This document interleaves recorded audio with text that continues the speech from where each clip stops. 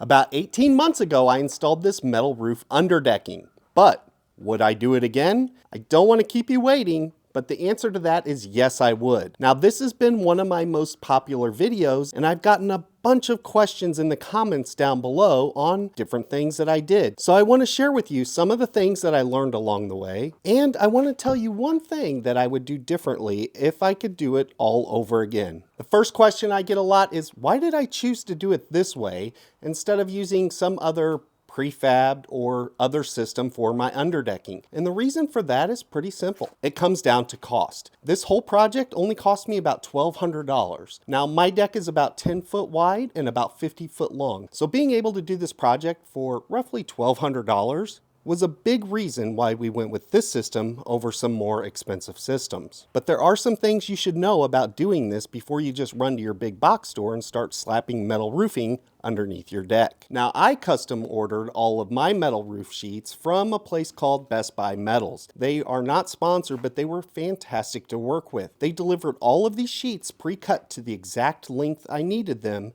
down to the inch. And I gotta tell you, that saved me so much time trying to cut metal to the right length. All of this metal roofing, including the J-channel to put around the edges to give it a nice clean look, custom cut to length, was only about $600 or $700 delivered. And not only that, they were super helpful in explaining this whole process to me. One thing I didn't know is they could do something called reverse the coil, which means they actually put the painted side of the roof on what would typically be the bottom of where the roof would sit against the house. The reason they do this is because those deeper valleys will catch more water and help it run away from your house. So if you're going to do something like this, avoid the big box store.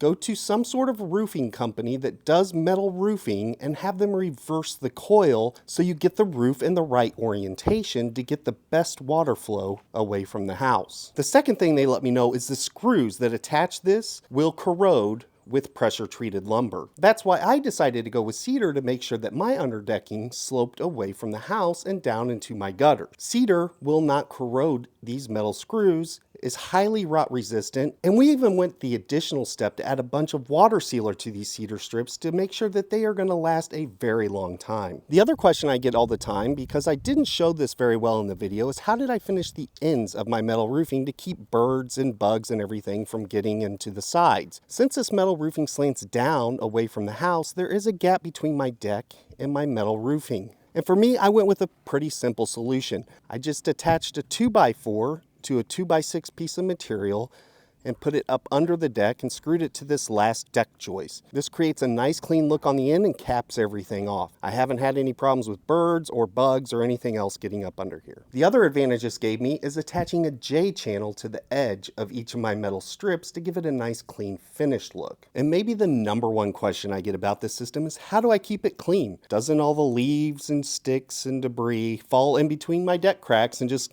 gather up on the underside of this metal roofing, which will eventually rot my joist, clog up the system, start to leak, all these other things? And to tell you the truth, I just have not had a problem with that. And as you can see, I live in the woods.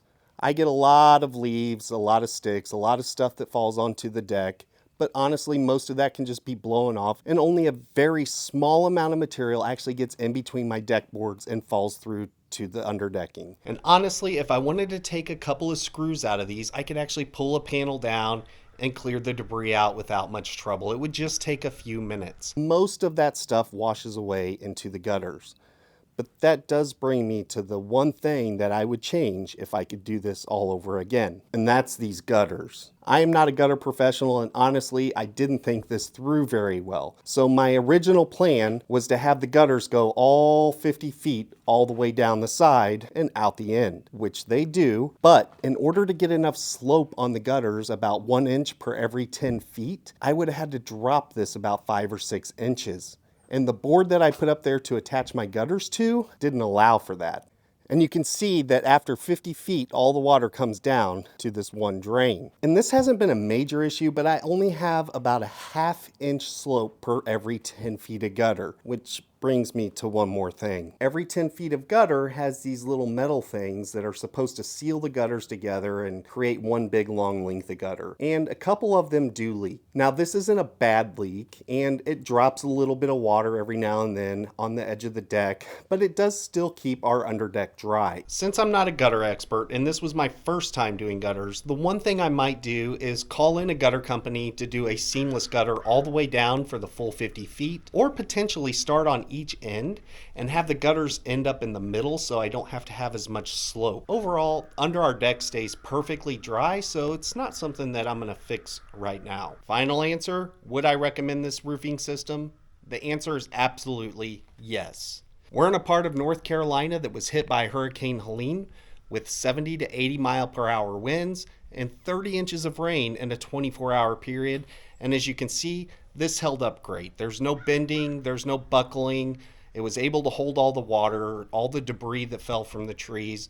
There was really no issues with this at all. It's held up great. But just to recap, I recommend going to a metal roofing company, having them reverse that coil, make sure they send you all the J channel you need, custom cut it to the fit that you want, and end up with great results just like this.